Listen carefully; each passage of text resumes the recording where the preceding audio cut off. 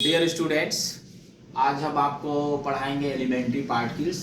तो सबसे पहले हम इसके हिस्टोरिकल कॉन्सेप्ट के बारे में बात करते हैं कि एलिमेंट्री पार्टिकल्स होता क्या है। कोई भी पदार्थ जो है अगर हम उसको तोड़ते जाएं तो वो छोटे छोटे भागों में विभाजित होता जाएगा। जैसे कि ये चाक है, इस चाक को हम तोड़ते गए तो एक स्टेज ऐसा आएगा छोटे छोटे इस पार्ट में तोड़ते तोड़ते कि एक इतना छोटा हो जाएगा कि इसको हम ना तो देख सकते हैं और ना इसका एहसास कर सकते हैं। तो इस दिशा में ऐसे ही ये देखा गया कि वो कौन सा सूक्ष्म तत्व है जिनसे मिल करके पदार्थ बना होता है। इस दिशा में बात करने के लिए, सोचने के लिए हमारे जो दार्शनिक हैं, भारतीय दार्शनिक भी हैं और जगह पर और कंट्रीज के भी जो दार्शनिक है, उन्होंने इसके बारे में पहला विचार प्रस्तुत किया। तो सबसे पहला विचार जो आया वो महर्षि कणादि का था। उन्होंने कहा कि जो ये स्मॉलेस्ट फ्रेगमेंट है, जो सबसे छोटा कण है जिनसे मिलकर के पदार्थ बनता है, उसको नाम उन्होंने उसको नाम दिया परमाणु। स्मॉलेस्ट फ्रेगमेंट का नाम दिया परमाणु, ये महर्षि कणादि ने दिया। ठीक उसी समय 450 बीसी में इसको जो है ग्रीक फिलासफर्स ने 450 बीसी में चल करके उसको एटम्स नाम दिया। लेकिन और यही माना जाता था कि एटम्स से ही मिलकर के जो है पदार्थ बना होता है। हमारे यहाँ पुराणों में भी ये वर्णित है, रामायण में भी उस पर एक श्लोक भी है कि एक चौपाई आई हुई है कि क्षितिजल पावक गगन समीरा पंच रचित यह अधम शरीरा। तो यहाँ पर भी इसी बात को माना जाता था। लेकिन 1808 में जब डाल्टन साहब ने एटम को खोजा, डाल्टन साहब ने क्या खोजा? एटम को खोजा। तब इस दिशा में एक साइंटिफिक व्यू, जिसको हम कह सकते हैं वैज्ञानिक दृष्टिकोण, डेवलप किया। फिर 1869 में पीरियोडिक टेबल आया, तमाम से तत्व खोजे गए।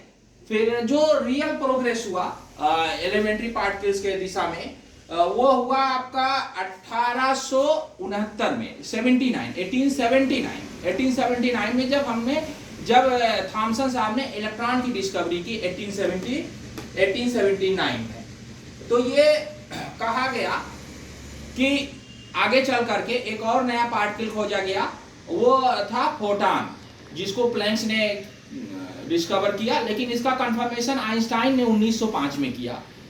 फिर आगे चल करके प्रोटॉन को 1912 में खोजा गया by Rutherford and his coworkers. और रदरफोर्ड साहब ने भी ये गेस किया था कि existence of a neutral particle that is called the neutron. और इसका कंफर्मेशन 1932 में इसको खोजा चैडविक साहब ने, न्यूट्रॉन को। तो ये देखा गया कि जो जितने भी पार्टिकल्स खोजे गए उसके बाद most of the particles discovered letter were found in the cosmic rays, और उनको फोटोग्राफिक प्लेट्स से सर्च किया गया था। 1932 में आगे चल करके एक एंडरसन साहब ने एक नया पार्टिकल खोजा, दैट इज द पॉजिट्रॉन। और पॉजिट्रॉन के बारे में ये कहा गया, ये उन्होंने बताया कि इक्वल एंड अपोजिट चार्जेस होते हैं, जैसे कि बट मास इक्वल होता है लेकिन चार्ज जो है अपोजिट होता है, that is called the positron. और इसको एंडरसन साहब ने खोजा।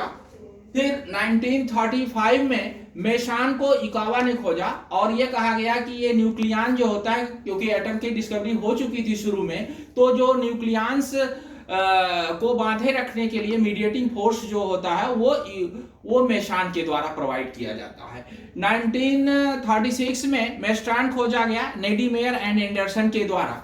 तो इस प्रकार से हम देखते हैं कि 1932 से लेकर के 1962 तक लगभग 32 पार्टिकल्स खोजे गए।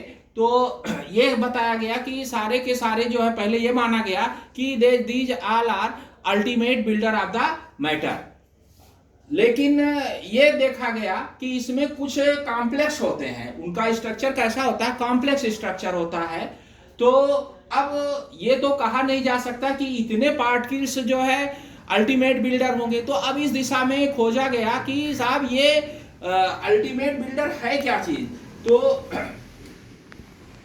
ना इसी बात को ध्यान में रखते हुए 1964 में गेलमैन साहब ने क्वार्क मॉडल प्रपोज किया। 1964 गेलमैन, और उन्होंने कहा कि जो ये पार्टिकल्स है, most of the particles are made up of the fundamental particle that is called the quark, and quark जो है they are bound by the gluons. Since the number of particles are growing due to the development of the technology, so I think nearly more than 200 elements are discovered. Elementary particles, not element, elementary particles are discovered so far. और अभी इस दिशा में प्रयास जारी है. रोज आप देखते हैं अभी चल रहा है, नए नए पार्टिकल्स खोजे जा रहे हैं, एलिमेंट्री पार्टिकल्स. तो अब सवाल यह उठता है कि इनकी संख्या इतनी ज्यादा हो गई, लेकिन अब मॉडर्न टेक्नोलॉजी में तो यह कहा गया कि इनको क्या नाम दिया जाए, इनके नामकरण में, क्योंकि कुछ का तो नेचर कैसा है, कुछ कॉम्प्लेक्स है और कुछ जो है फंडामेंटल है. इसमें जो खोजा गया एलिमेंट्री पार्टिकल, तो ये कहा गया कि कुछ ऐसा नाम दिया जाए. तो मॉडर्न टर्मिनोलॉजी में ये कहा गया कि which is less than neutron, which is less than, in modern terminology anything less massive than neutron is termed as elementary particles. तो ये मॉडर्न टेक्नोलॉजी में इसका नाम दिया गया. अब ये कहा गया कि साहब इसमें फंडामेंटल कौन से हैं, तो ये कहा गया कि fundamental particles are those which are not composite and no structure. Fundamental particles वो हैं जो कि कंपोजिट नहीं होते हैं और जिनका कोई स्ट्रक्चर नहीं होता. जैसे उदाहरण के तौर पर इलेक्ट्रॉन है, न्यूट्रॉन है, क्वार्क्स है, म्यू मेसॉन्स हैं. तो बाकी जिसमें कि जैसे कि न्यूक्लियस है, मेसॉन्स है, हाइपरॉन्स है, ये सब जो है कॉम्प्लेक्स नेचर है इनका. तो इनको सबको एक साथ कंपोजिट जो नाम दिया गया, that is called the elementary particles. तो इस प्रकार से आप देखते हैं कि एलिमेंट्री